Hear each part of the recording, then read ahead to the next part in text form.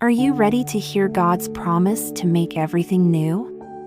What does this mean for our life today? Revelation 21 offers a hopeful vision of God's ultimate plan for creation.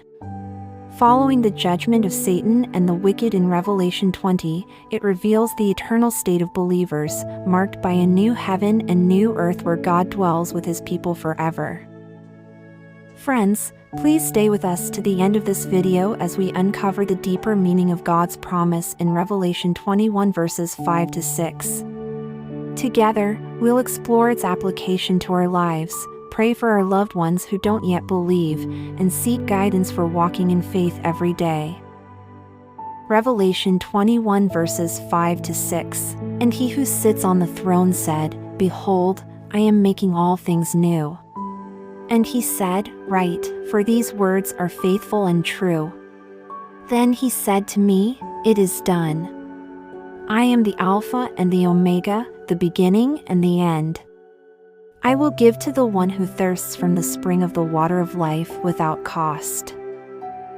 In verse 5, faithful and true, God always speaks truth, as affirmed in John 17 verse 17, "Sanctify them in the truth, your word is truth."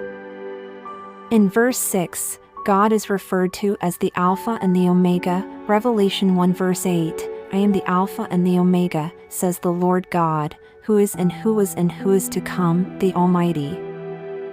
The water of life represents the enduring spiritual sustenance.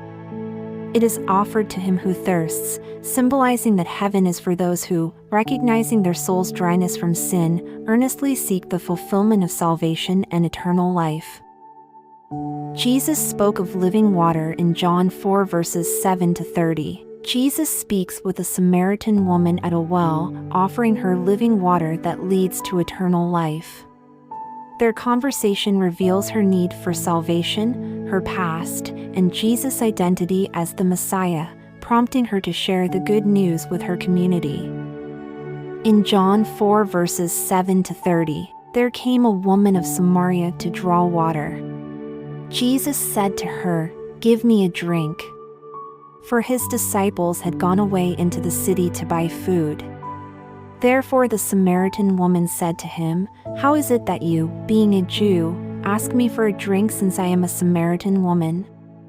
For Jews have no dealings with Samaritans." Jesus answered and said to her, "If you knew the gift of God, and who it is who says to you, 'Give me a drink,' you would have asked him, and he would have given you living water." She said to him, "Sir, you have nothing to draw with and the well is deep. Where then do you get that living water? You are not greater than our father Jacob, are you, who gave us the well, and drank of it himself and his sons and his cattle?" Jesus answered and said to her, "Everyone who drinks of this water will thirst again, but whoever drinks of the water that I will give him shall never thirst. But the water that I will give him will become in him a well of water springing up to eternal life." The woman said to him, "Sir, give me this water, so I will not be thirsty nor come all the way here to draw." He said to her, "Go, call your husband and come here." The woman answered and said, "I have no husband." Jesus said to her, "You have correctly said, 'I have no husband,' for you have had 5 husbands, and the one whom you now have is not your husband, this you have said truly." The woman said to him, "Sir, I perceive that you are a prophet. Our fathers worshipped in this mountain, and you people say that in Jerusalem is the place where men ought to worship."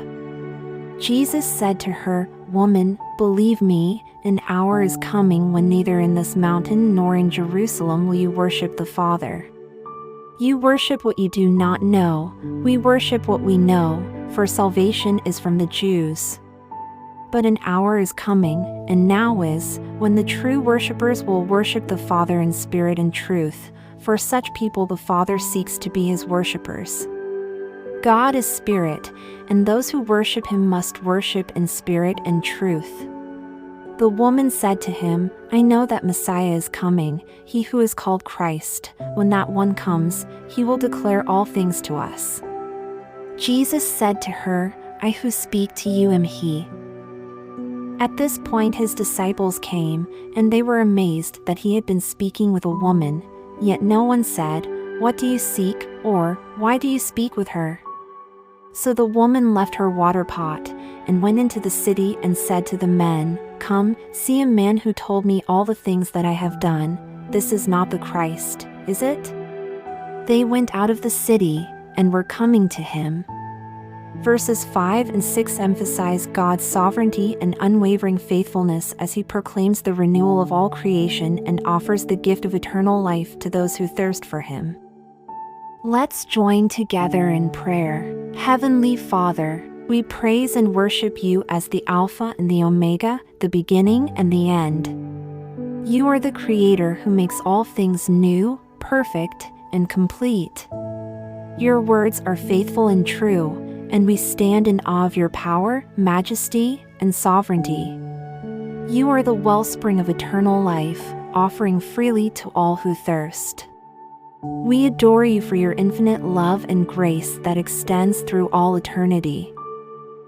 Lord, we confess that we often cling to the temporary things of this world, losing sight of the new creation you are bringing forth.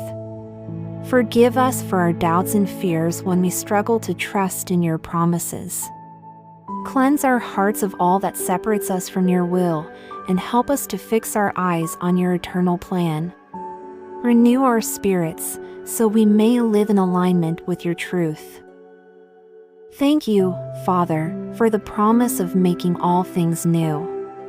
Thank you for your faithful word that assures us of your unchanging nature and your commitment to fulfill every promise. We are grateful for the invitation to drink freely from the spring of the water of life, a gift that only you can provide. Thank you for being the one who brings hope and renewal to all who believe in you. Lord, we ask that you renew our hearts and minds daily with the hope of the new heaven and new earth. Give us the strength to persevere through trials and to hold fast to your promises. Help us to share the message of your life-giving water with those who thirst for purpose and salvation. Draw unbelievers to yourself, opening their eyes to the eternal life you offer through Jesus Christ. May we live as vessels of your grace, reflecting your glory and pointing others to the truth of your word. In Jesus' mighty and holy name, amen. Brothers and sisters, let this passage remind you of the hope and joy we have in Christ. God's promises are unshakable, and his plan for your life is eternal. To those who have not yet placed their trust in Jesus, today is the day of salvation. God's love for you is infinite, and he desires to dwell with you forever. For God so loved the world that he gave his only Son, that whoever believes in him should not perish but have eternal life. John 3 verse 16. If you confess with your mouth that Jesus is Lord and believe in your heart that God raised him from the dead, you will be saved. Romans 10 verse 9. Trust in Christ alone for your salvation. He offers you eternal life. May the Lord bless you and keep you. May his face shine upon you and give you peace. May you walk each day in the assurance of his promises and the hope of eternal life. If this message has encouraged you, please subscribe to Jesus Worship and Prayer channel for more inspirational videos that share God's word and his love. Leave your comments and prayer requests below.